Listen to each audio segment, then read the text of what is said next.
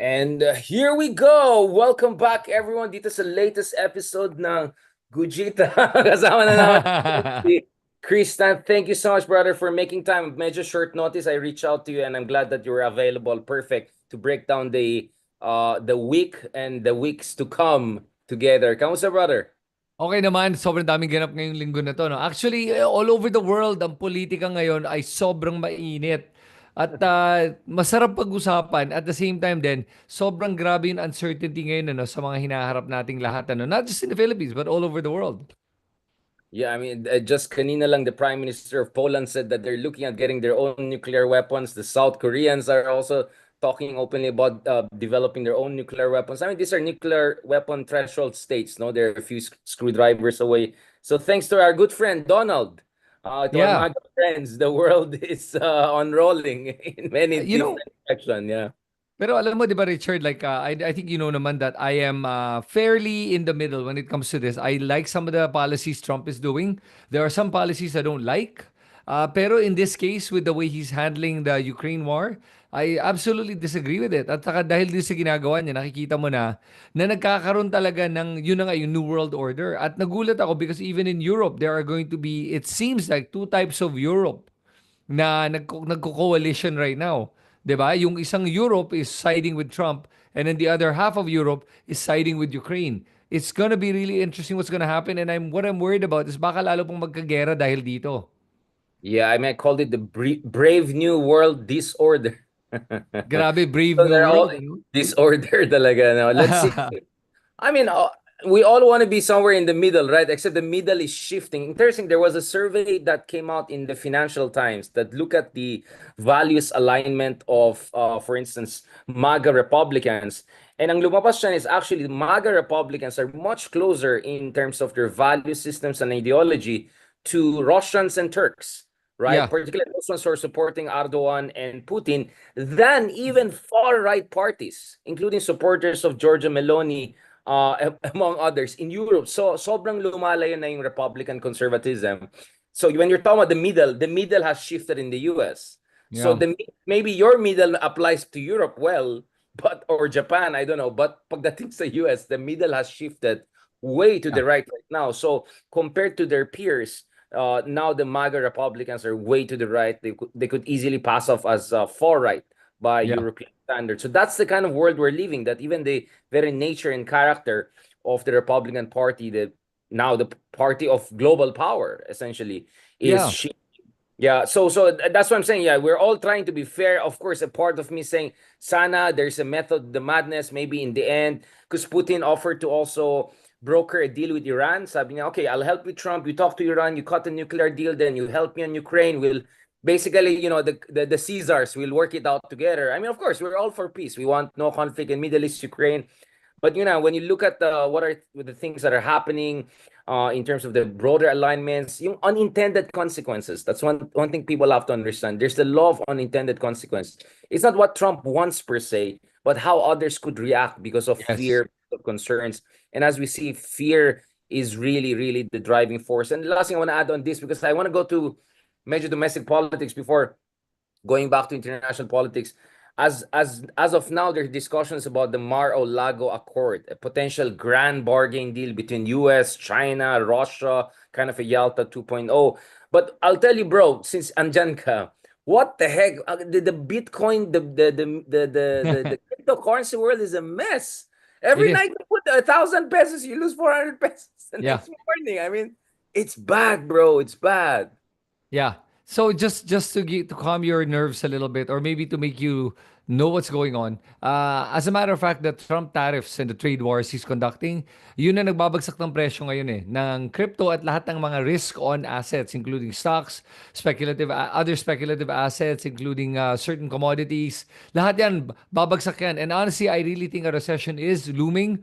And because of that, I think we've already seen the high of $109,000 per Bitcoin and ngayon mukhang pababa na to. Hold on tight. And if I were you, pag bumaba yung presyo, buy more. Because it could go down to as low as mga $70,000. And that's a good time to buy already. Wait, how? I thought you were gonna reassure me. Like, it's like Unfortunately not. the bottom is falling, Yeah, brother. yeah, Yeah, it is. exactly. Malala to. Ako na, ano na, may mga iba akong kaibigan na they literally took profit na and they said, dahil nga sobrang uncertain si Trump, ang gulo niya talaga eh. They call it the Trump chaos. It's so confusing. Kaya because of that, financial market does not like any kind of uncertainty. Kaya uncertainty will lead to market prices falling and it will lead to global recession. This is it. Baka mag-recession na tayo. This is going to be a really bad one too. Yeah, I mean, just to tell you, even by Trump standards, this is crazy. I mean, Trump imposed tariffs on Mexico the other day because of the fentanyl issue. The next thing you know, suddenly he lifted the tariffs Yep. like within days. I mean, come on, that's crazy. With Canada the other month and now bring it back. So it's not Trump disruption. It's like even by Trump standards, this is too much of chaos, right? And Okay. then you have Elon Musk factor. I don't know if you saw the news. Oh yeah. Elon Musk had a shouting match apparently with Marco Rubio. Yep. The other day it got crazy, it got ugly, and Marco Rubio said, who are you? Parang, it's none of your business what I did because Yep. Elon Musk was saying you're not firing enough people. So like Marco Rubio joke, why not rehire the people you fired from my office and then fire them again so that your numbers look good sarcastically. And then Elon Musk got pissed off and say, last time I checked, I'm the one running multi-billion businesses that are successful and all. And then like Trump had to come in and say, okay, you know, Rubio's under pressure, be nice to him. Elon is a great businessman.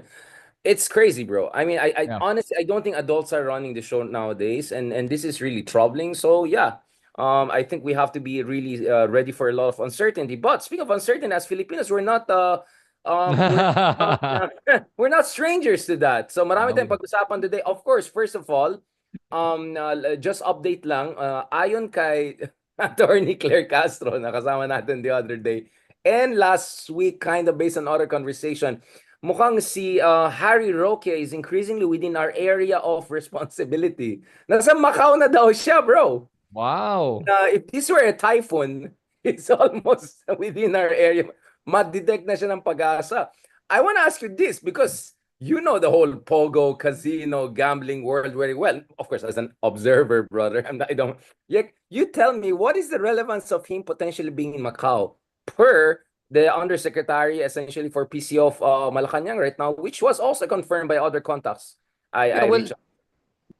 the biggest problem with in terms of apprehending him is the fact that he is in Macau. It's a Chinese territory, and nakaalam naman natin that Harry Roque and Duterte family are very close to the Chinese authorities. At I wouldn't be surprised kung napoprotektahan siya ngayon doon at nabibigyan siya ng some sort of a unofficial asylum in Macau. Kaya matapang siya at malakas ang loob niya pumunta doon. Kasi alam niya, but with the contacts they have in China and with the Chinese government, baka nga hindi natin siya ma-extradite dito sa Pilipinas. Yun ang nakikita kong posibilidad kung bakit na napili niyang Macau, which is very close enough to the Philippines, but far enough from the hands of the authorities. So, in that sense, that becomes problematic because nakikita mo nga nung huling Senate hearing, where Riz Ontiveros followed up with the Bureau of Immigration, di ba? Tapos tinanong niya sa Bureau of Immigration, eto na, ilang buwan na nakaraan. Kumusta? Alam na ba niyo kung paano nakalabas si Alice Go last year at nakatakas nung time na yon na hinuhuli natin siya? Wala pa ring sagot daw hanggang ngayon. Here is the excuse that the Bureau of Immigration gave. Sabi nila, ma'am, kasi ang trabaho ng immigration is just to deport the criminal. Okay? Pag-deport, the unwanted foreigner, yung unwanted dayuhan natin, de-deport lang. Pero kung saan mapunta, hindi na daw lang problema yon. Basta ang according to the law, apparently, ngayon, ito yung gusto ko nga basahin na hindi ko pa nababasa eh. Totoo ba na basta makalabas sa Pilipinas, wala na silang pake? Which sounds weird because in that case, then in essence, yung mga criminal na gumagawa ng mga criminal activities dito sa Pilipinas can essentially escape with the help of the government. Right. That's what it sounds like. And that's where it becomes problematic. I would rather they face jail time here in the Philippines than having to deport them. Kasi yun nga yung nangyari. Yung tatlong big bosses sa mga pogos na ide-deport dahil papahuli sa China, apparently hindi nila alam kung nakarating nga ng China o hindi. Either there are two things lang dito sa ating Bureau of Immigrations and very typical of Philippine government. They're either really stupid, okay, incompetent, or they're complicit. Meaning, baka nabayaran sila. Yun lang yun eh. So, pumili ka na. Which one? Complicit ka ba? O kaya you're incompetent? Only one of the two applies. Or maybe, bro, I'm gonna be like MAGA. There's a method. Baka naman this is an entrapment that Harry is being, like no, but him being in Macau means it's easier for him to coordinate with our good friends, right? Kasi yung mga Pogo people based here, I'm sure they have tentacles in Hong Kong, in Macau, Singapore, right? I mean, it's that kind of Yeah, let's call it the bamboo network, right? sure. Um, yeah. Sorry, did I lose you or what happened? No, no, I'm listening, bro. Yeah, so absolutely, you're right. Sa Macau pa naman, marami ding mga criminal activities doon. Maraming a lot of the operators that were here are probably back in Macau. I wouldn't be surprised. Maraming connections si Harry Roque with regards to the pogos and a lot of the criminal activity. It's very easy for him to be able to hide. But the thing is, alam mo ang pinakamahirap talaga sa ginagawa niya. You're still a fugitive. Oh my God, a fugitive without a country, without a home. You're literally para kang refugee sa ibang bansa na nagtatago na lang at whatever, you know? Yeah, It's Chris, difficult. bro, don't do that. Iyak ako, Pars. You're breaking my heart for Harry. Naaawa ka I'm talaga sure para kay Harry Harry is Roque. alone now. He's missing people that he should miss. Um, I'm sure he's not in a five-star hotel. I'm sure, Yeah. like, Wala yung EA niya, you know, yeah. parang pansin ko sa atin dalawa. Ganito lang, of all my collaborators, ikaw yung pinaka-sympathetic kay Harry Roque. You call that sympathetic? I Really? mean, like, ikaw lang parang maawa ka naman sa kanya. He's a fugitive. Lahat ng iba, walang yan. Ano Well, nga, no, di ba? you know Yeah. what? I don't even think it's sympathy. Honestly, the way I see it, Harry Roque, I really am enjoying seeing Harry Roque squirm and hide. Dahil naman sobrang lala nung ginawa niya talaga at kay De Lima. Man, wala ka talagang puso, no? To even say the things he said to De Lima. Talagang grabe, anong klaseng tao ka talaga. It really shows how low that this person, it's even an insult to people when you call him a person, can go. Kaya nga, a lot of the Ikaw, backlash he's bumabawi getting ka is na, so bro. bad. Wait. Bro. Malapit na mo siyang tawagin it. Okay, wag na tayo pupunta dyan. Para hindi siya person. No, I mean, let's not go there. I want to say it's Yeah. month, pero wala namang kinalaman sa kanya. But, no, going back to this, bro. The thing kasi is, I was asking General Torre last week about this. Sabi ko, paano yan? Kasi yung dream situation niya, di ba, is this Congress will run out, maging mutan academic yung show cause order, and then he's gonna come back and he's gonna become the chief counsel defender of Sara Duterte in the impeachment trial. Parang yun yung dream scenario siguro niya, no? Sabi ni Torre, hindi, kailangan lang namin warrant of arrest. Kung may kaso talaga sa kanya, marami siyang sabit, arestuin namin yan, regardless whether it's 20th Congress or 200th Congress. Hindi ubra yung mga ganyan sa kanya. So, I still want to see more clarity on that. Kasi to be honest, I'm talking to different people from senior positions. Mukhang I think it's still a political decision that has to be made. Kasi given, I mean, for everything we can say about Harry, okay, mukhang is important enough, no, that he could be essentially a gateway to many things in terms of I mean in terms of information on even Mm. bigger fishes, right? And Yeah. given proximity to the Dutertes, I don't know, maybe we are still waiting for some political decision to be made. Kaya wala pa rin ako nakuhang matinong sagot sa totoo lang sa mga top officials. Basta ang position lang nila, if talagang may basis talaga, we're gonna take care of him. Kasi ako, bro, kung ikaw ay naawa kay Haroke, ako naawa kay Panelo. Because Panelo feels finally he's having his moment. 'Di ba? For a long Kanino? time si Panelo. Si Salvador Panelo. Oh, what about him? You don't know, Yeah, like, what about him? di ba may rivalry sila? Di ba spokesman sila pareho ni Digong? Tapos parang Right. na-outshine ng husto I mean, you never would have thought Panelo can get outshined given like the stuff he wears and all. Pero Yeah. lalim ang hugot ni Panelo na he was very outshined. So, happy si Panelo ngayon na wala si Harry Roque kasi siya yung parang surrogate ni Digong, going on different channels. Ganun. Pero pag bumalik si Harry Roque, kakainin niya yung buong oxygen ng room. Buting oxygen. Absolutely. So, Yeah, I mean, I feel for Panelo. I really feel for Panelo. pero alam mo let me just say with regards to Panelo I was actually nagulat ako kung gaano siya ka slippery especially during yung mga hearings, yung humarap siya kasama ni Digong. Please. And magaling siya, very slippery compared to Harry Roque. Kasi yung pagharap pa lang niya doon and how he made those disclaimers prior to any hearing started saying, I don't know anything about EJ case. I just represented the administration as a spokesman, but personal knowledge, wala po ako niya. Ganyan. Wow, ang galing. Kaya si Panelo, lusot siya dito eh. Unlike Harry Roque kasi talagang he got his hands dirty. Literally dirty. It all started nung nagbigay siya ng campaign donations of 32 million pesos para kay VP Sara Yun yung Duterte. declared. Yun yung declared. I mean, we Yeah, never know, right? exactly. Yun yung declared. Now, I want you to imagine a Harry Roque able to give 32 million pesos bigger than Gatchalian. Okay? And Harry Roque doesn't have a business like the Gatchalians do, and yet he's able to give 32 million. For you to give 32 million, just to put it in context, as a campaign donation, you have to be worth a minimum, okay, a minimum of a billion. 1,000 times more. One Yeah, time times. absolutely. Absolutely. And I'm being nice when I say a billion. Kasi kung 1 billion, 100 million pesos is a lot of money for a billionaire. Okay? Eh, 100 million is 10%. Hindi ka magbibigay ng ganyan for campaign funds. So that's what I'm saying. So for him to give that money, it makes you think, pera ba niya talaga yun?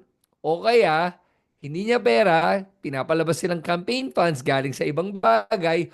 Saan kaya galing? Tulad ng mga, ano kayang bagay pwede? Mga something confidential siguro, baka pwede. Yon ang nakikita kong problema. And Harry Roque is in the middle of all of this.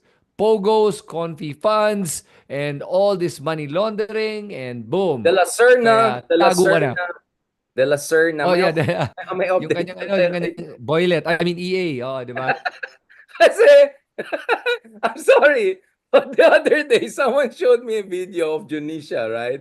Sabi ko, may nagsabi niya, alam mo si Junisha, matanda na yung boyfriend niya, hindi na yung bata dati. Sabi ko, sino? Ganyan. Tapos pagtingin ko, hindi, yun na yun, tumanda na siya. Tumanda na. Tumanda na rin. He gave up on himself. Parang, Wala na, oh. minsan, parang you have to make a choice. Am I gonna be in this relationship or am I gonna give up on myself? Like, sabi ko, yun din yung si Michael yata na DI dati, di ba? I don't know if people remember, there was this press conference 10 years ago, biglang nag-announce si Junisha na magkaka-baby kami ni Michael. And then yung mukha niya, bro, yung like the blood left his face. He was like completely, as in like, yung lips niya blue na.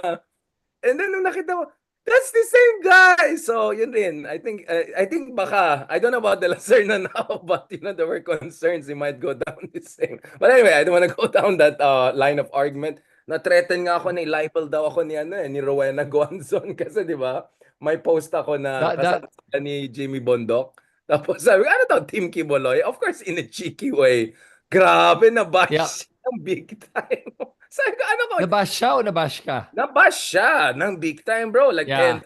10,000 emojis, I mean, like whatever. So siya nagalit siya, nainis siya. Parang, ako naman, parang why would you take a picture with someone who's so openly defending Kiboloy and all of that, and then you were Yeah. saying you're pink or whatever. So it was my way of saying, consistency naman dyan. But so anyways, whatever. I don't want to get back to this. Ikaw, bro, oh, wow, this is crazy. Now, let's talk about since, by the way, happy Women's Month. Let's talk about Sara Duterte, our great vice president. Eh, isa pa to. Ang bait-bait niya kanina, di ba? Magandang araw po sa itong buwan na ito ng mga, what do you have to say about this Yeah. other side of Sara Duterte? Alam mo, Sara Duterte comes across to me na isang parang bipolar na tao. Eh, nakaka-insulto to sa mga bipolar, and I apologize for people with bipolar disorders.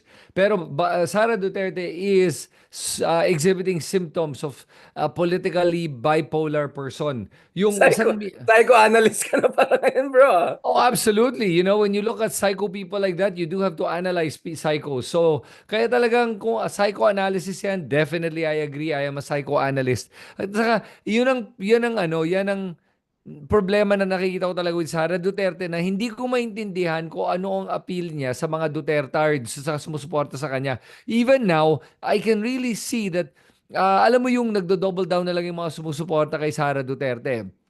In all of this right now, she's trying to come across like being presidentiable. This is her show to give you a glimpse of how I'll be like as a president. She's feeling presidentiable na. Inuunahan na niya yung ating presidente sa mga ganitong mga greetings kasi pinaparamdam niya na, oh, ayun, parang ano, it is a mind conditioning that she's already doing at this point. And even the mga surveys they're all bringing out there already, it's all part of the mind conditioning. Now, kung mahina ang iyong pag-iisip tulad ng ibang mga kaibigan nating sumusuporta sa mga Dutertes, mambubudol ka talaga mga ganyan. Pero, pag ikaw ay isa sa mga sumuporta dati kay Duterte at nag-iisip ka pa, seriously, pag-isipan mo na ano ba ang loyalty mo sa isang tao at nakalimutan mo na ang loyalty mo una ay para sa ating bansa. Ginagawa ni Sara Duterte is all window dressing at this point, making up for her unhinged moments.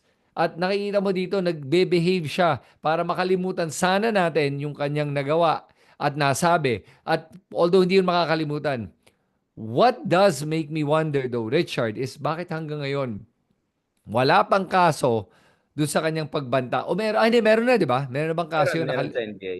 Meron sa NBI. Meron na. O ano nangyari? Bakit wala pang arrest warrant yan? Parang tagal. Ano inaantay nila, Pasko? Philippines, di ba? We'll talk about the impeachment very shortly, but I want to go back to this. Speaking of psychoanalysis, may nag-correct sa'yo, bro. Sabi na hindi yan, split personality daw ang tawag dyan. Wala ko sinabi, ah. My live psychoanalysis feed tayo in our among our followers. So thank you very much for your additional Jungian analysis of what's happening. Oh, by the way, guys, hindi ito sexist. We already have a discussion about this. I think we can legitimately discuss, diba, and criticize regardless of gender, diba? Napaka-diverse yung gender. Trump, no, like, and Sarah, like, we're talking about many different people of different gender and background. So please lang, let's not use gender card here, and happy Women's Day. Now, I want to talk about this, bro, kasi kanina you keep on saying, hindi ko maintindihan bakit malakas pa rin ang mga Duterte. Speaking of that, actually, as I said, I'm for transparency purposes, I do consultancy, but not, I mean, like, just an expert consultant with this analytics, AI analytics in Washington DC called Third Eye, no? So they do live analytics analysis of online sentiments, as in lahat ng online sentiments, like every platform you can imagine. And actually, the news is not very good for the administration, and the news is actually good for Duterte. So for instance, ang laki nung baksak ni yung negative sentiments. Again, sentiment analysis lang to. Sentiments kay PBBM. He had a 25%, for instance, drop dun sa kanyang positive sentiments. Si Sara Duterte, much lower. Dun sa impeachment issue, again, this is live, so snapshot lang to. This is not, dun naman sa issue ng impeachment, tumataas, at least as of live sentiments online, yung anti-impeachment people, nagiging majority. And this is snapshot. Again, all of this is snapshot. So, ang basa ko kasi dito, bro, is ang galing ang galing mag-weaponize ng mga pro-Duterte, whether ito yung totoo or trolls or whatever, any anomaly and make it look as if lahat kasalanan ng alyansa. I mean, we had no less than our good friend si Malu saying, 2 taon na, bakit sinisisi pa rin si Digong when in fact they were always blaming Aquino. Now, why is that relevant? Because, for instance, yung Isabela Bridge na bumagsak, di ba? Pinagpiesta ng mga DDS yan. Pinagtawanan yan.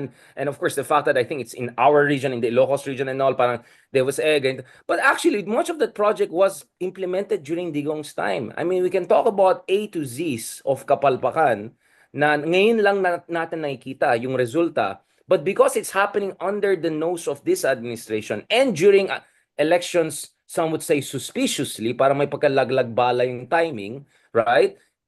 Ang galing mag-weaponize. Kaya yung online sentiment, it's not working very well for the administration, to be honest. And it's working much better, at least for the DDS, and to a certain degree, yung independent, kunyari, na actually medyo sympathetic sa DDS. What is your read of this? Yeah. So, alam mo, there are two things that are happening here. No? Number one, yung troll army. I think the Duterte troll army is very well organized and very well funded. Where does the money come from? I think we all know naman, di ba? Parang something about confidential something, yun na nakikita ko dito, number one, okay? So, the way they organize and then the way they spin all the different stories, and try to throw that narrative out there is a real problem because maraming tao nga hindi masyado matalas ang pag-iisip, unfortunately. And dahil doon, mabilis sila maniwala sa mga naririnig nila, number one. The second part is this. I think the problem with the Marcos administration right now is may mga palpak na nagagawa sila that are now being highlighted. And they really should utilize their own troll army to be able to switch that narrative. Unfortunately, I don't know if they have a troll army. That's why I posted it on X the other day. I said, sino ba mga trolls ng mga ni BBM? Because pag tinitingnan ko sa X, wala akong nakikitang troll. Yun talagang troll. The way I see with Duterte's troll army, I could even name you the Duterte trolls and they all have AI photos na mga gwaping yung mga itsura at yung mga pangalan nila, parang mga bayani yung mga pangalan na ginagamit nila. Pero pag din mo kay BBM, wala siyang mga ganong trolls. Wala siyang mga mouthpiece na tulad din ng Malutikia. At saka wala siyang network, TV network na tulad ng SMNI to spread the disinformation. So that's the main difference. And that's hurting BBM in terms of what he's doing or not doing. And so in other words, those 2 points right there, here is where he has to be careful. He really has to improve on the function and the performance of all the departments. Kailangan niya magawa yon para ipakita na mas magaling siya kaysa sa previous administration. Yan ang isang unang panlaban niya.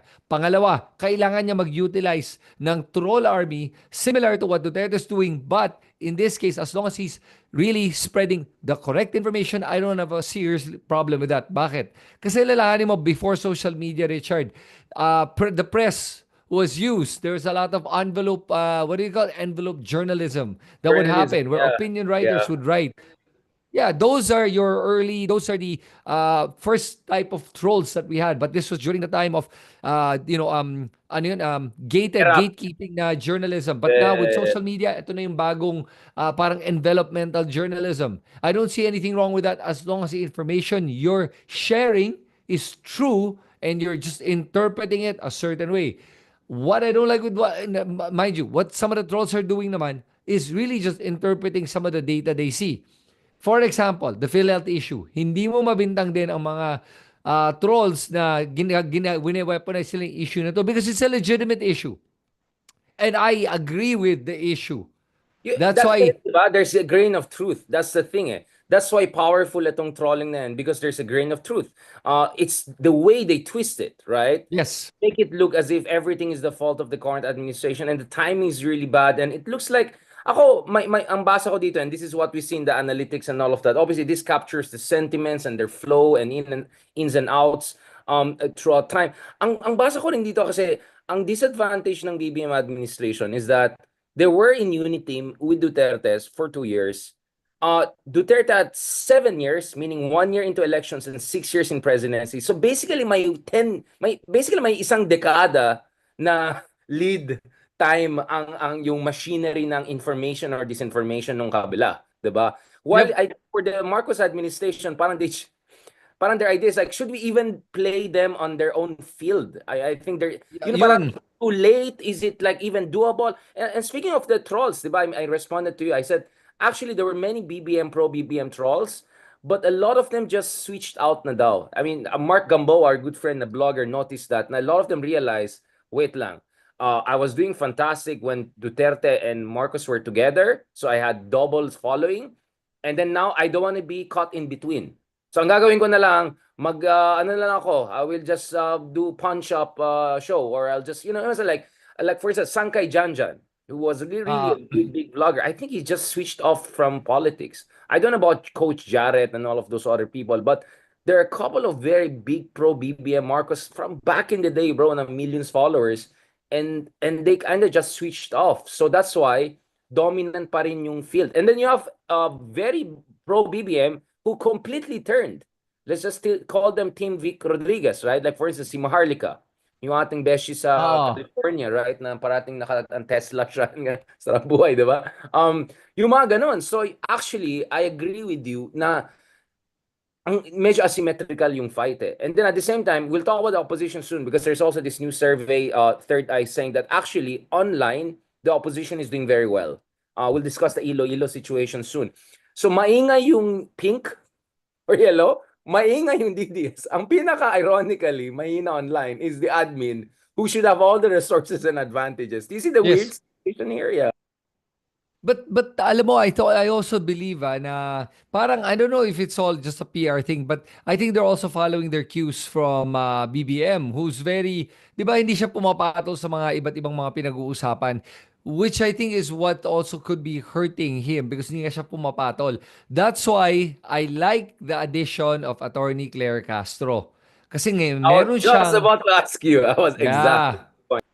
So, okay. Ito yung take ko with, I haven't even done a video about Attorney Claire Castro, and I'm going to do my video about it, talking about her. Because, alam mo to si Attorney Claire, no? Ang magaling sa kanya kasi nga, vlogger siya at the very start. So, tulad natin, mga vloggers. So, sanay siya makipagbardagulan ng ganito. And, yun ang una, number one. Number two, ano siya, the legal background does help her. So, it gives her that a little bit of that superiority pagkalaban yung mga trolls. At nakikita ko paano siya makipagbardagulan. Oh my God, Lord. Talagang ikaw yung matatameme at saka ang magagawa nila ng mga typical DDS trolls is magmumura na lang, mag-iinsulto kasi wala na silang masabi. Ang hirap bumana Ito talaga naman kung... sabi ko, hindi ko pa nilabas.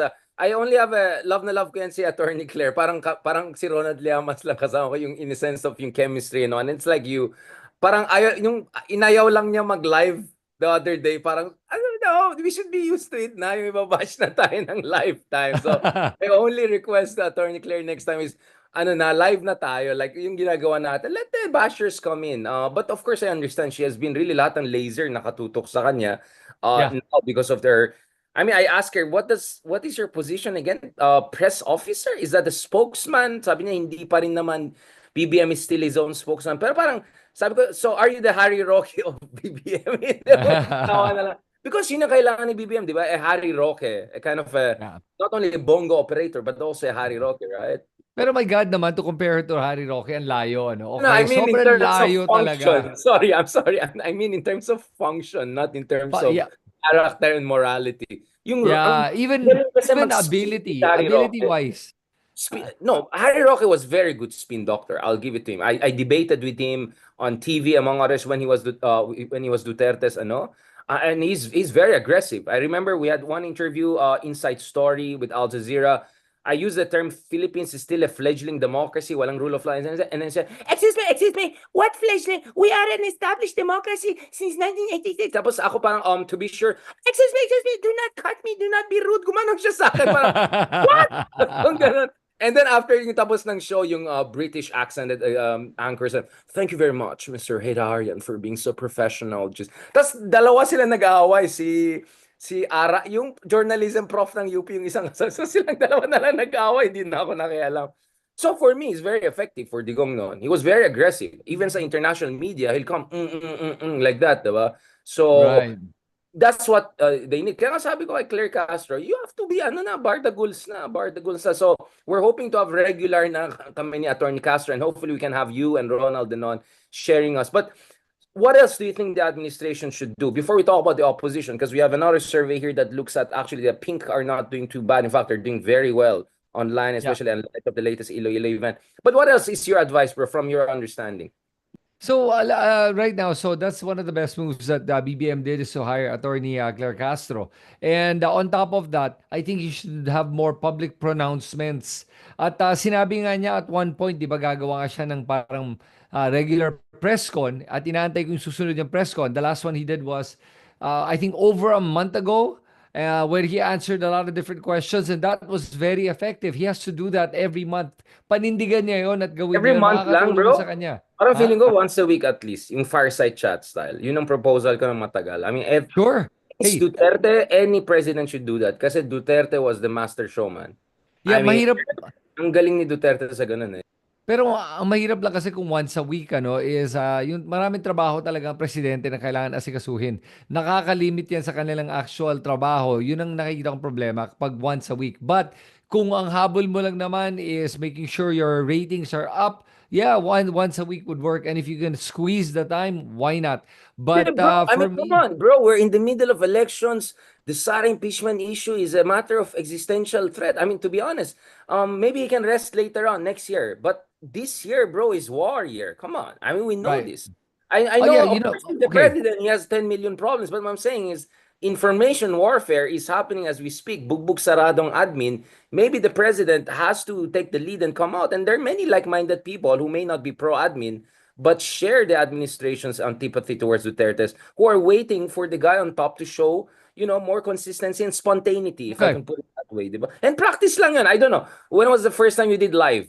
I mean, I was a bit self-conscious the first time I did live 4 years ago. Yep. And then over time, kumapal lang mukha ko. And then like, natural na. Parang kung hindi live, sayang oras ko. Parang, no, let's make it live. Yung mga ganun, budutisan natin, di ba? So for me, practice din yun eh.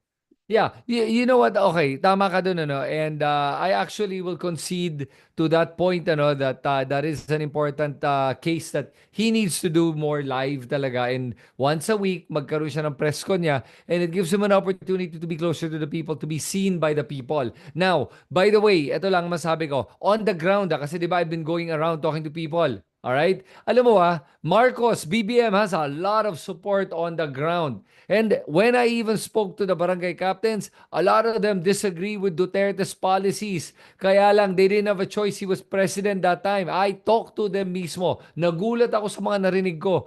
People just were so afraid to contradict Duterte kasi baka patayin sila. It was that bad. Now, when I spoke to all these people and even the people on the ground, a lot of people actually love BBM to a fault. Okay? Mind you, to a fault. That I had to correct them on that.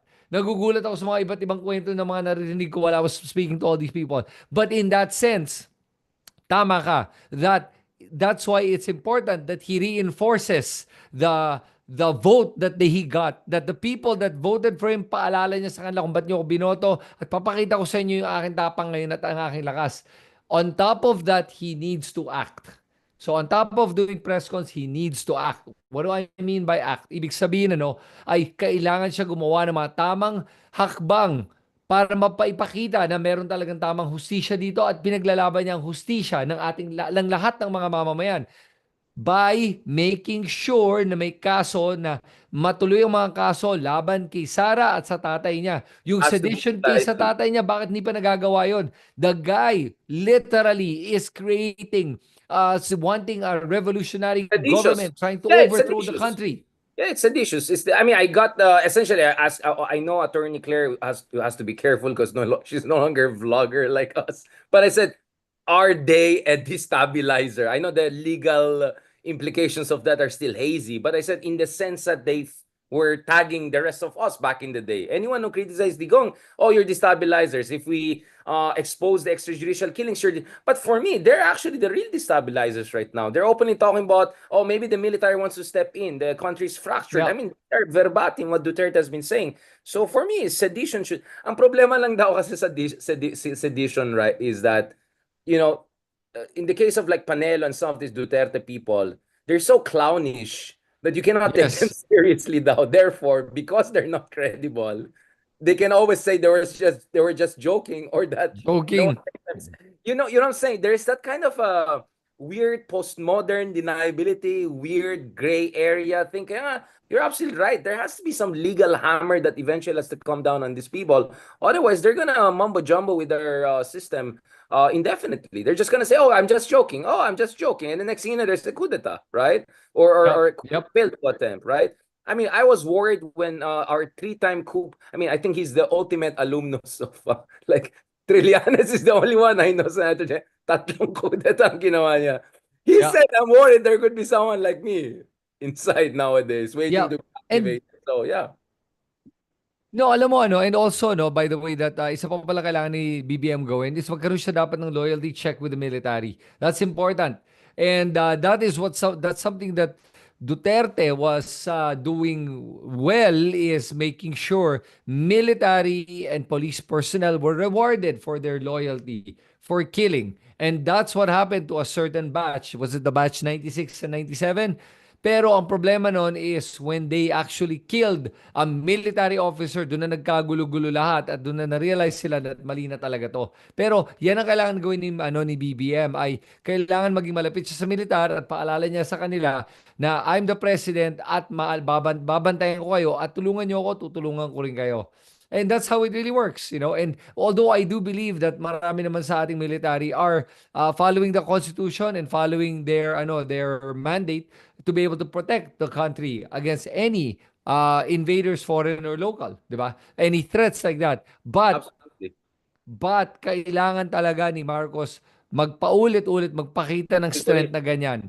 Sigurista. Yeah, yeah. I mean, again, I got some spirited reaction from some military people when I gave a speech about this Manila Peninsula a month ago in a high-level meeting. And diba, Manila Peninsula is where there was a coup d'etat. Like, Yep. Jansen knows. I said, in memoriam to that, like, I want to remind people that there are attempts at sedition, right? And there were military folks there who said, no way, blah, blah, blah. But ang point ko is, of course, all due respect, I know the military very well. I deal with the military throughout the years because of the West Philippine Sea issue. But ang point ko is, I mean, look at South Korea, very well-developed, established democracy, went almost berserk. So it could happen in any country. You can never say 100%. So you're absolutely right. You just have to constantly make sure everything is on an even keel, just to be segurista, because this is a crazy situation of an ex-president agitating for destabilization over and over and over again. Your Yeah. vice president threatening to assassinate. So these are okay, ganito. Siguro, minsan we have to also understand BBM is also in an unprecedented situation. I don't think any Filipino president, if not any president, has faced a crazy situation whereby his immediate predecessor and his constitutional successor, if ever something happens, are both attacking him and threatening him every other month. I mean, this is crazy. I mean, I'm So, not saying I'm sympathetic per se, pero parang, in fairness to the guy, right? Grabe, the kind of threat he's facing. okay, so let me ask you a question. Now, this is just hypothetical. You think Lenny would have been able to handle this, and how would she have handled this if it Oh, no, was I her? answered this long time ago. I said, dalawa yung, I don't want to use the word blessing in disguise, but I would say the weakness of the opposition accelerated the disintegration of unity. Because, right?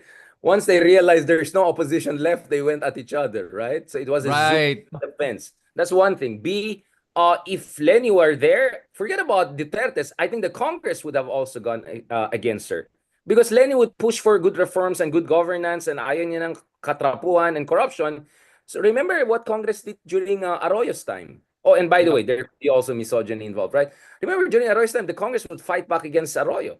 And Arroyo obviously is on the other side of the equation, very unpopular president. My fear was if Lenny had won and if Lenny was seen as not decisive and strong enough, oh yeah, hindi lang Duterte, Marcos, Trapos, everyone will go after that. So it could have been a very unstable government. For all we know, maybe BBM is the perfect transition figure. Yeah. Meaning, take care of the Duterte chaos, and then hopefully by 2028 we can have a sane, normal-ish politics. Yeah, I've made that argument in writing and on the record. So that's what I'm saying. Maybe sometimes we also have to remind ourselves, brother. I mean, you and I are not the commander in chief, and people could get killed if some big decisions are made. I mean, even yung arresting the Dutertes, you think, bro, that will happen safely? Wala, yung nangyari kay Kiboloy na siege, you'll see 10 versions of that, right? Yeah. I mean, as we speak, South Korea is still struggling to deal with the situation of their ex-president. Yep. Si Kim Jong-un ang tawag ko sa kanya, Kim Jong-un. President yun. Now, I want to go to the last part. So we had also a survey dito sa Third Eye saying that actually, when it comes to online sentiment, actually the opposition is not doing very bad. In fact, they're doing very well. There was a big event, of course, the Kiko Bam campaign sa Yep. Iloilo, major endorsement. Ito na, nag-unity na. Nag-unity na. Riza, Lenny, Frank Drilon, former Senate President, everyone was there. Of course, Iloilo is the home base of former Senate President Frank Drilon, former Justice Secretary Frank Drilon. And the numbers look very, very well for the opposition online. A lot of noise, a lot of good positive sentiment. What is your sense about the opposition when it comes to Senate race? Do you think the best scenario here is that the administration will go all in to make sure walang manalo sa mga pro-China or pro-Duterte candidates, and then at the same time, that opens a space or two for the BAMs and the Kikos of this world?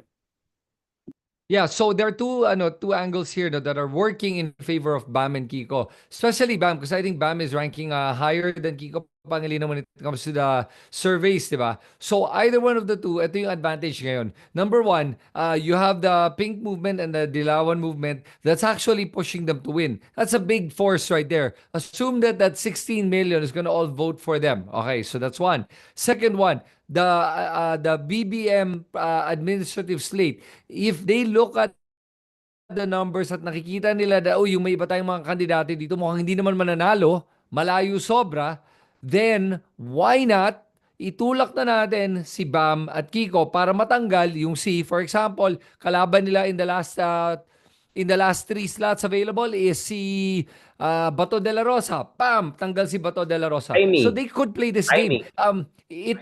Yeah. Oh, I mean Marcos, I don't think he's gonna win. Pero but if you look at Bato kasi Bato could win eh. So that's the point I'm trying to make is that he could win. So by pushing Bam up, you could actually displace Bato de la Rosa in that sense. And because they know that there's a pink movement behind Bam Aquino, baka pwede lang gawin yun. And remember, Bam is not really that the BBM and BAM, I mean, the families are not naman mortal enemies right now. They actually talk, and even Mm. the Oh yeah, that the even in Sorsogon, di ba, na nag-shake yeah, hands si Lenny and BBM, Bam was there, kind of yeah. facilitated it from my understanding. So I don't see why that's an impossible scenario, and I do believe that there is a possibility that it's something that is brewing, hindi harap-harapan of course, pero something underneath o plan B tayo dito. Ano pwede natin gawin? Kung ito nakita natin itong kandidato natin mukhang malabo to kasi literally ang layo niya, itulak na natin yung suporta natin dito sa isa para at least yon tanggal yung kalaban. Kasi that's the whole point. At least if I was a strategist, that's how I would do it. Titignan ko talaga kung sino yan na lang ipapasok natin. But of course, I won't make that public because of course, I'd prefer my Of course, slate of completely course, is of course. gonna win. Yep.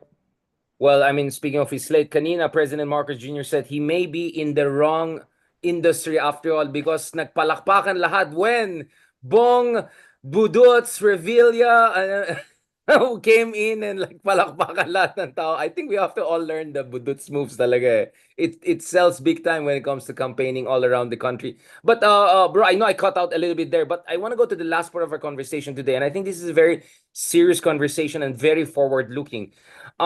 So basically, there are two dimensions to this. One is, pag tinignan mo yung Pilipinas, I think younger Gen X like you and older millennials like me are extremely underrepresented when it comes to politics. I mean, for heaven's sakes, Macron became the president at my age, 37, 38. He became the president of France, right? Back in 2017.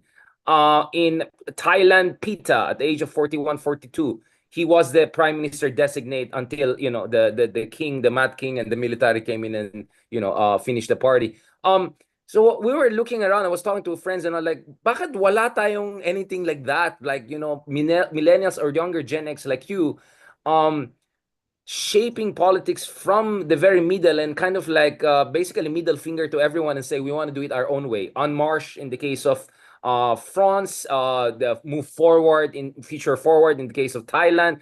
I was thinking maybe at some point we have to look at that. And then suddenly something also dawned upon me, like, wait lang, what about the Gen Z? Because they will increasingly become the biggest voting Yep. bloc. Not yet daw. I was told that still millennials will be the biggest voting bloc and our generations are still the most maingay online. So a lot of this analytics is probably capturing Gen X and millennials.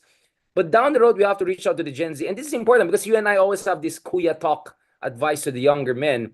What is your read of the Gen Z in terms of getting them interested in politics? Yeah. Because my sense of Gen Z is they're very skeptical of established institutions. They are not invested in democracy the way even us millennials were. I'll tell you what, in 2016, we were the reason why Lenny won, my generation, because the voting share of Lenny was so high among millennials, it canceled out the boomers who went for BBM. And the hope is the millennials will kind of hold the line for now. But Gen Zs are, I mean, it's like an open big question. We still don't have a legit exit poll from 2022. The last survey I saw was by Pulse Asia in March 2022 that said 75% of Gen Zs were pro-unity, meaning natuwa sila sa TikTok and pa-cute and all of that. So that makes me think, if they're very skeptical of established institutions, if they go on TikTok, apparently I was told Gen Zs go to TikTok to Google. Like, like we go on Google, like you go on Google and try to find, they go straight to TikTok and Google, not Google, like they TikTok what are the best restaurants or what is the best way to get there. You know what I'm saying? That like basically their neural pathways are different from us. Yes. So And I was wondering, like, how do we win over the Gen Zs for a politics that is forward-looking and hopeful. Kasi medyo cynical lahat ng tao ngayon. And I understand them because they were generation pandemic, generation climate change. My goodness, AGI, artificial general intelligence, is coming and is going to disrupt jobs. So how are we going to win over the Gen Zs? I know these are very big questions, but I want to tell you, this is what is ticking me right now. These big questions. For heaven's sakes, we have to take over. We have to shape this more directly soon. But we have to have the Gen Z on our side eventually. Yeah. Richard, alam mo, right now, with regards to the Gen Zs, ganito lang yun eh. We are doing the work to be able to lay the groundwork for a lot of the Gen Zs. At ang maganda dito, if you look at TikTok, there are some really good Gen Zs out there. Women that are speaking out already, that are political vloggers. I have seen and met a couple of them already, and I'm very impressed. I hope that there are going to be more women and men na sa edad na yon that are going to be learning to speak out more. And not just speak out, inspire people to run for Congress, inspire people to run for councilors, start with Kagawad, and be able to move up and learn. That is actually why I'm running for councilor, because what I'm hoping to do by doing this is show people na hindi ganun kahirap mahirap siya, pero that it's accessible and anyone can do it and it's possible. And hopefully, by this action that I do as an example, ay may mga nanonood ng mga Gen Zs dyan na maisip nila na pwede pala eh. Kahit sino pala kaya itong gawin. Why not I'll do it na? And if we can do that, one person, just one, every time that we speak out, meron tayong isang napaisip na baka nga pwede akong maging public servant, then we've done our job. That's why I like going to mga university talks. I was in a university talk 2 weeks ago in LaSalle, because for me, every time you interact with a student, it sparks that thought in their mind. Plant that seed. Now, one day, they will be the leaders of the world, the leaders of our country. At yun ang pwede nating asahan na mangyari. And I think it will happen. I am not as cynical about it as you are. From what you're seeing, I think that may pag-asa pa naman. I mean, you see a Vico Soto, for example. That's a good example for a lot of the young people right now that, this guy's an outsider if you think about it, and yet he's able to do that. And now, he paved the way for a lot of people that are younger than him to say na kung kaya niya, kaya ko rin. And that's what I'm hoping for. I'm not saying that. I was just looking at the actual numbers. Like, we don't even have a single millennial senator. Right. The only one running that has a chance is a Villar.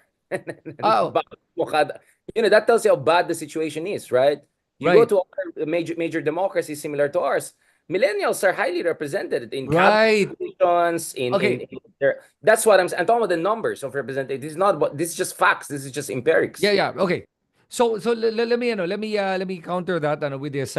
So kasi ang problem natin with the type of democracy that we have with the senators, it is a popularity contest. So you have to build up your popularity first before you get to a Senate level, which is a problem in itself right there. Ngayon, if you look at naman our Congress and the composition of our Congress, may mga ilang taon yung mga ibang kongresista natin dyan, 20 plus, late 20s, early 30s, which is great. I actually like the young guns, and I like a lot of these young kids right now that are in Congress. So kung yun ang titignan mo in Congress naman, I think that we have the right representation.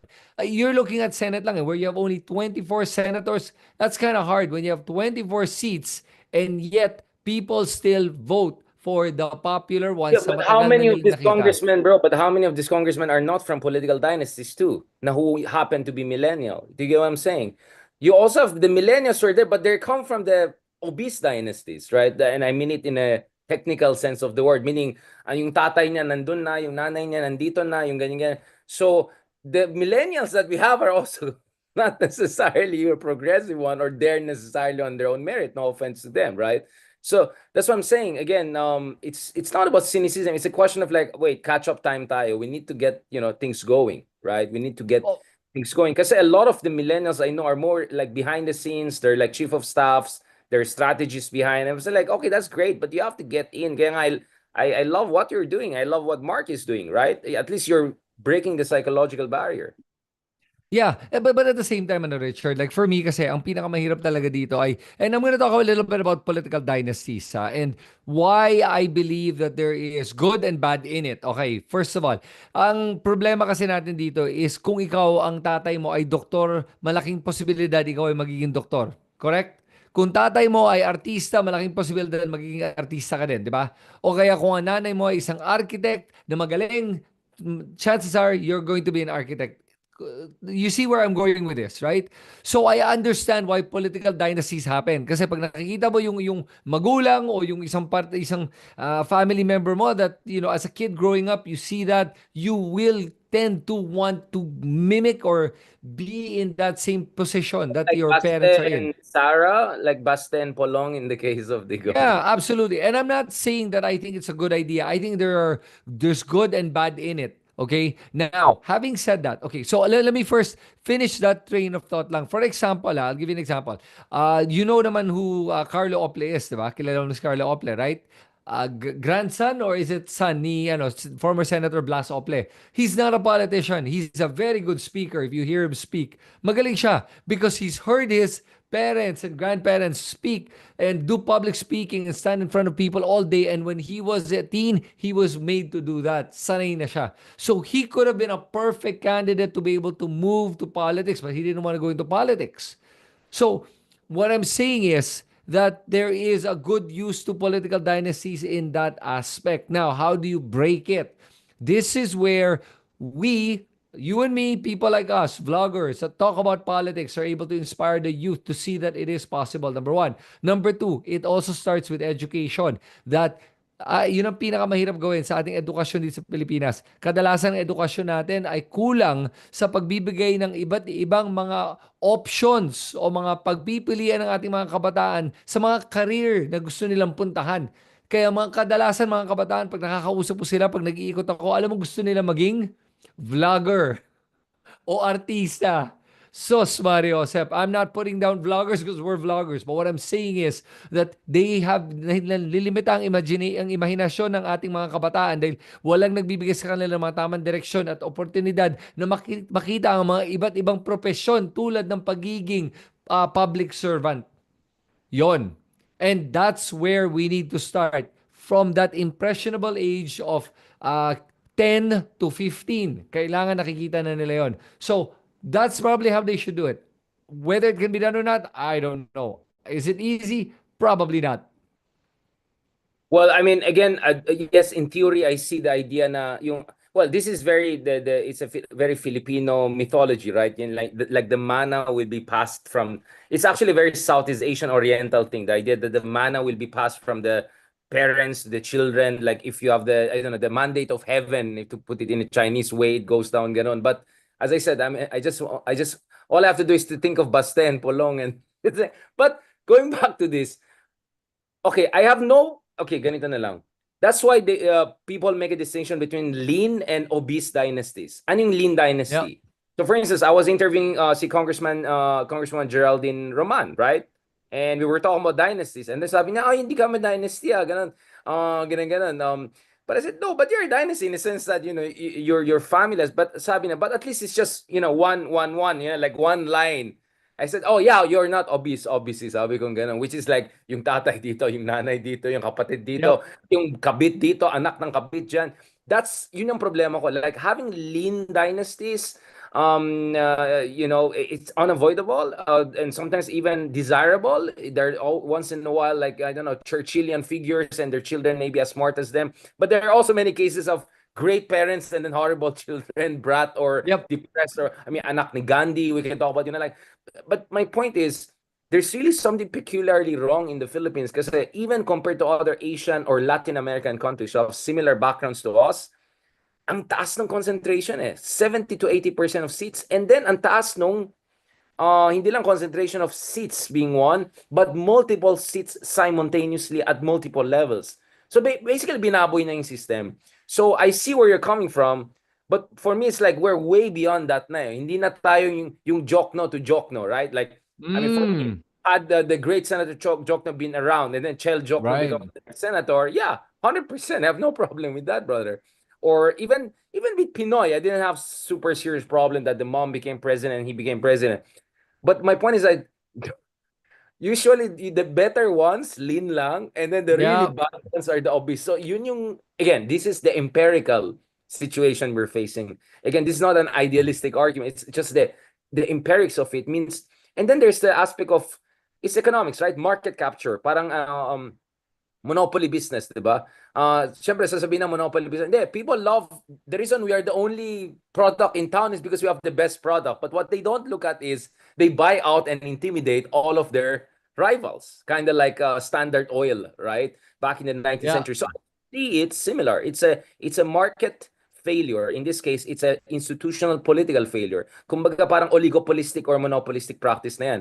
Because alam natin when it comes to elections, it's not a question of merit or talino or speech. It's a question of resources, guns, gold, and goons in many parts of the Philippines. Maybe not in Metro Manila or some of the big cities, but marami sa ating mga probinsya, basically it goes down who got the biggest militia Yep. and vote buying machine. Unfortunately, that's the dark reality. So doon, I don't buy the dynasty argument that this is a mana being passed down. And I see it more like basically mafioso operation. This is like Palermo, Italy, 100 years ago. Yeah. Okay. So yeah, with that argument, I agree with you on that. Na especially nga yung the different dynamics of whether it's in Luzon versus kung sa Mindanao yan or sa Visayas, ano. And I wanted to actually add this lang, na yung napansin ko mga pala that one of the big problems you have is television and entertainment in general, in how entertainment actually shapes how we view people. And I think they play a big role in why we end up voting for the type of leaders that we have. And honestly, I would please beg all our producers and TV networks na sana naman talaga create better stereotypes, because the stereotypes create is what creates the leaders that we have today. Malaki ang impluensya ng television sa atin hanggang ngayon. At yung pag tinignan mo yung mga palabas natin ngayon, palaging yung mga tema nila pareho na lang lagi yan. At dito mo nakikita na nasi-shape yung mga utak ng ating mga tao dahil sa mga nakikita nila na tingin nila katotohanan. Ayan, kaya nga mga Lito Lapid, Bong Revilla, Jingoy Estrada, sino pa ba mga action stars yan? Ang dami-dami nila. Tapos yung mga tulad ni Willie Revillame, baka manalo nga yan eh. Kaya doon ako nababahala talaga pag nakikita ko yung mga ganyang mga programa na ipinapakita sa ating mga kabataan. And But di ba hopefully, the same yung problem, bro? Kasi napansin ko, even in the academe, supposed to be the most intellectual field, may patronage politics din eh. Even in the show, okay, patronage politics. I think the reason why napaka-stagnant, everything stagnant, political stagnant, media stagnant, even the academe stagnant, purong patron-patron game lang yan eh. Hindi siya merit-based eh. And I realize this is a toxic political culture we have developed at every dimension. You have been in the showbiz industry. I have had interaction with people in media and all. I work in mainstream media. Napansin ko even there may pagka-dynastic politics din eh. I mean, not in a literal sense of the word, pero parang yung bata ni ganito ay manager ng yes. ganitong department, si ganito ng director, yung bata niya ganyan. Sila lang gumagawa ng movie, sila. I know it's not a merit-based system, to be honest. Barely a merit-based system. Kaya nga we got all these Um, mediocrities. well, okay, so I'll give you some pushback on this. That happens in all industries. So hindi lang na, and there's nothing. I don't think there's nothing in here. I don't think there's like completely, I don't think it's completely a wrong thing. I think that's just an easier way to do it. Kasi when you're working in, just using showbiz as an example because that's the one you brought up, Pag sa showbiz kasi, pag ginamit na lang isang producer na sanay sa isang artista na ginagamit niya, pabalik-balik lang sila doon dahil mas mabilis, nakatrabaho na nila, mas okay. At pag magrekomenda, dahil din doon sa mga ganung bagay na mapagkakatiwala mo na pag nirekomenda ni ganon, ni ganyan, maayos yung trabaho. Ganon lang yon. So in any industry, this really happens. And yes, that is the primary way of doing it, but there is also the exceptions to the rule. May mga paraan naman na ginagawa ang ating industriya sa showbiz to be able to give chances to a lot of these up-and-comers na hindi dadaan sa mga politika na pinagsasabi natin ngayon. Tulad ng mga shows like Big Brother where you really get people out of nowhere that's like, oy, bam, we've got a star here. And then, yun na, the next big thing happens from there. So, may mga ganun naman. Sa politics na nga, I want to also mention in politics, na, pag tinignan mo naman kasi, yung mga Villar, I'll give you as an example of the Villars. Yung unang tumakbo si Manny Villar, naalala mo, tumakbo siya for president and he lost. right? But that started his interest in politics. He had the money, he had the money to be able to do it. He had the manpower to do it, and then he was able to turn that into becoming a senator, 'di ba? So started with president, but the move for president, I think he knew he wasn't going to win, but he captured the minds of the people, and then from there became a senator, and then from there groomed na his kids to be able and his wife to be able to do it using his name. So now they're a dynasty, but they didn't start as a dynasty. It only was because pumasok yung nanay. Dynasty yung other side, bro. The Las Piñas, the Aguilar, that side. Yun yung Yeah, dynasty. Yeah. yes, yun. Oh, yeah. But in terms of the Villar's themselves, yun na yun eh, yung nanay at yung anak, okay. Tapos pero yun na nga, I still that doesn't mean that I want a Camille Villar to be on it. I really don't. I prefer na isa na lang nga. One is more than enough. But unfortunately, I mean that we are a small voice in this big ocean of politics, and it looks like we're gonna have a lot of political dynasties in this new Senate that's gonna be coming up for 2025. Well, dynasties are less my worry now than clowns. Total clowns winning over ang bigyan Oh, magpera o ba yung nayata tayo sa next. No, I want to say last thing. This is important because it's important who will be taking over seats in the Senate, because the Sara impeachment almost certainly is a matter of the next Congress, right? yep. Your understanding, bro, how important is it that we prevent the clowns from going in, and more importantly, the people who would want to get the Dutertes off the hook, Yeah. and potentially worse, help the Dutertes to come back to power. Diba? Yeah. Yun yung So, sa elections na to eh. This is not a usual midterm elections na referendum on the administration. This is really about the question of, will the Dutertes be held accountable, or is it a Duterte comeback kind of dynamic soon? yeah. So if you look at it right now, no, may mga lumalabas sa surveys. I don't know how reliable these surveys are. That a certain percentage of Filipinos are actually planning to vote for or candidates that are against impeachment. Did you see these numbers? I don't know how accurate or Yeah, well, there's no honest. legit numbers. Ano yan, these are propaganda fights. Okay. So that's the thing, that kind of propaganda could help them. But if you look at the actual survey of the people that are going to be running and winning, mukhang mananalo naman karamihan are from the alyansa ng Bagong Pilipinas slate. And that's as much as I'm only voting for two or three of the people in that entire administration slate, I am still happy that it's not the other party. Because the other party is way worse than what we're going to be seeing coming into the Senate. Now, yung propaganda na nangyayari dito that's saying that people are only going to vote for senators that are against the impeachment. Yes, you're right. Propaganda nga yan. But at the same time, what I'm worried about is that it could influence some votes.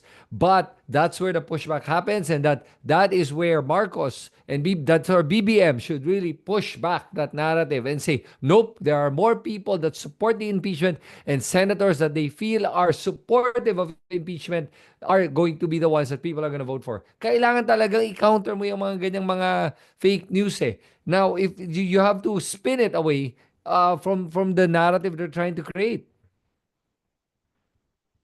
Yeah, I completely agree with you. And for me, I think make or break ito even for the Senate. If after all the hearings we saw, after all the expose, after everything, wala rin mangyari, and even worse, things will turn in the right. I think people will just lose faith na in our institutions. Na walang joke time na lahat to. Like no hearing really. I mean, the only hearings that produce a result were Riza Ontiveros hearings, right? Yun lang. Yep. Doon, kay Alice Go, kay Kibuloy, that's it. Name me how Yep. many other hearings, like Farmali hearings, all those blue ribbon commission, whatever. None of them really resulted in anything serious.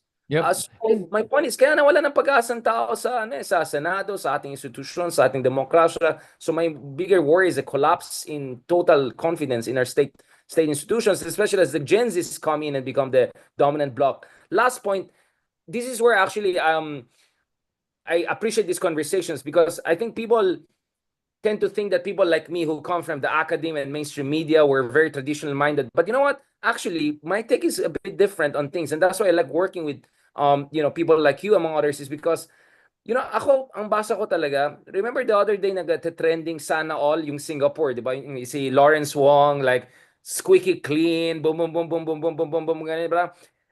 akin sa tingin ko, that kind of leadership won't work in most countries. First of all, Singapore is not a real democracy. So that's really a selection process among other Yep. things.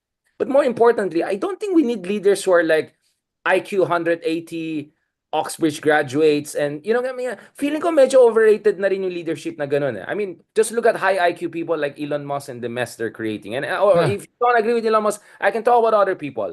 Ang dami mga Ivy League graduates and what they have done. For me, the leaders we need are, they have to have, of course, a minimum level of intelligence to absorb information para hindi sila mauto ng kanilang mga advisors, right? Because I didn't vote for the advisor. But I think leadership is way more than that. It's someone who can inspire, someone who can take pressure and stress, someone who's willing to take a risk, right? Push the envelope. So no, I don't agree that we need leaders like what Singapore has, because Singapore is a completely different model. It's not even a real democracy. It's a city-state. They can have this kind of a boys club, Eton club, like smarty, squeaky clean, Oxbridge guys. I don't think that will work for the Philippines, to be honest. And I'm saying as someone who throughout my life tried to be always like that kind of gold standard guy, write for the New York Times, go to the top schools, whatever.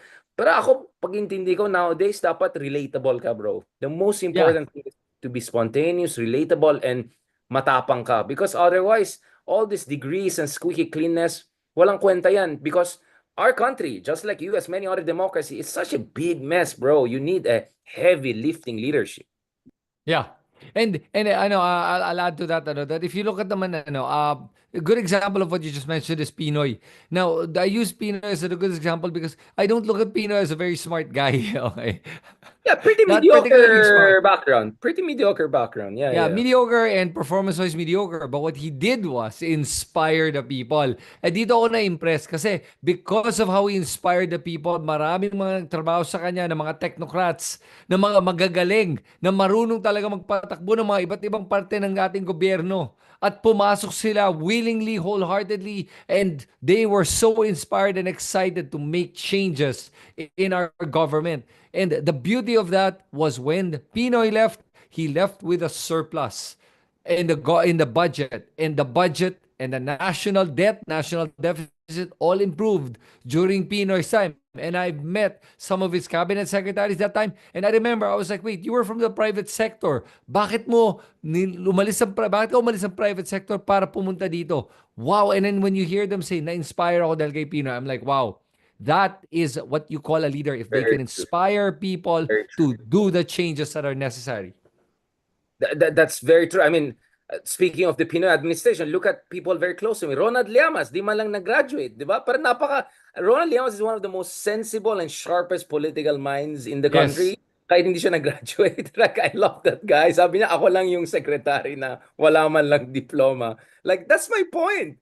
It's not about, squeaky clean, Yep. impressive Oxbridge. Like, oh, it's good to have them. There's nothing wrong. But my point is, ultimately comes down to EQ, spontaneity, and courage and all. Because the smart ones will come. You're absolutely right.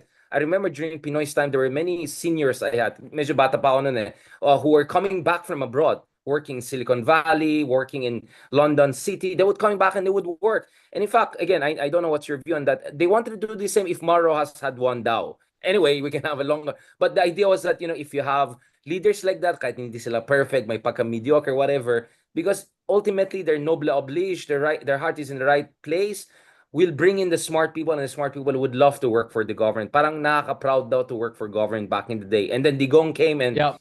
the rest is history. So, absolutely. I really like this conversation kasi sawang-sawa na ako na, oh, we need something like Norway, like Singapore, like New Zealand. Like, no, bro, hindi. It won't work, bro. It won't work. Right? Like, we're Yeah. like that kind of a gritty football team that needs a coach na hindi lang matalino sa analytics, pero yung kailangan niya magbardagulan to get the team going, right? This is not Yeah. like, feeling ko, our ideas of leadership are very, very narrow. We don't need another Obama. I think I the mean, Obama yeah, but era it's is over. Yeah.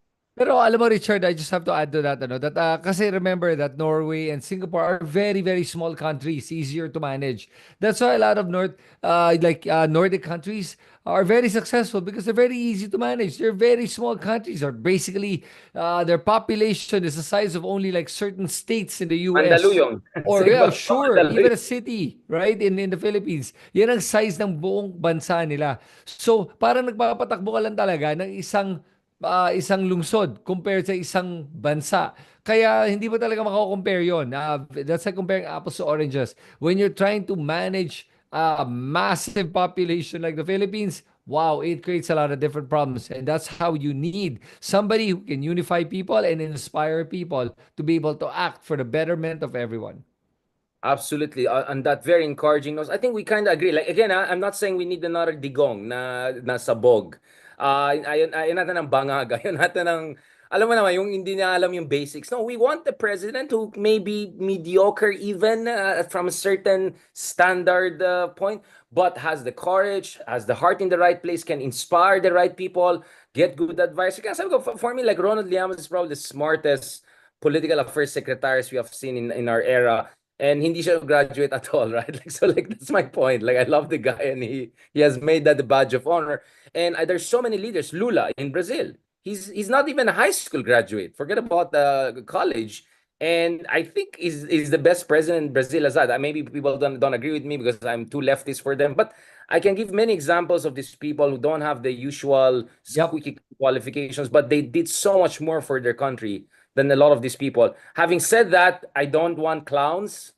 I don't want yung siya pa yung galit. De, you tell me anong batas ang ilalagay. No, no, no. That's not what I mean. Remember, Pinoy was not like that. I mean, he had the minimum intelligence and all. Ibang usapan yung clowns. So that's what, no to clowns, but we also don't need like genius level. We need like a level-headed, courageous leader, relatable leader, and most importantly, brave leader to get things going. Salamat, bro, for your inspiring conversation, because you're a man in the ring. I mean, hindi ito like this is not just a pakwit lang tayong dalawa. You're a man in the ring, so when you talk with an authority. Mabuhay ka, brother, and looking forward to catching up in person. Tuloy natin itong mga conversation natin, and congratulations on your campaign. Is there anything you want to add on your campaign? For ano na, may website ka na Um, for volunteers, Ay, ano? pare, you need to teach me pala how to do that, Ayan. that thing you were telling me. Yeah, I need Yeah, that. Substack. It's just like blog lang. It's just a basic, ano. Sayang, Sige, sobrang sige. dali. I'll send you a link. Yeah, it's just Substack. Sayang, bro. I'm sure many would love to help you and be part of whatever you're doing in these elections and beyond. Because, ako kasi sabi ko, kilusan ang kailangan natin. We need a movement. It's not Yeah. about you winning office, me winning office. It's about us putting something together eventually and pushing things in the right direction. And only then, I think the Philippines really can fully fulfill its potential. Otherwise, wala. It's gonna be away lang ng usual dynasties and usual suspects. On that note, thank you very much, brother. And hopefully by the next time we have a conversation, Harry Roque is completely within our area of responsibility, so we can have a more direct analysis of the situation. Very nice, very nice. Beautiful.